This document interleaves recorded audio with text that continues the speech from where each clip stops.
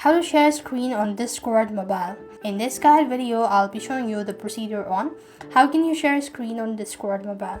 To do it so, you have to first launch open Discord and log into your account.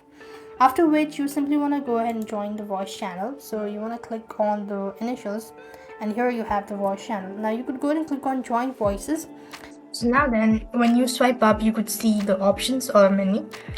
And once you do it so, you could find the share screen option. You simply want to do it so, and you have to go ahead and enable the permissions. Once you do it so, you will then be able to share screen on Discord. That is the simplest way you could do it, so I hope the video was helpful. Make sure to like, share and subscribe. Thank you for watching. See you in the next video.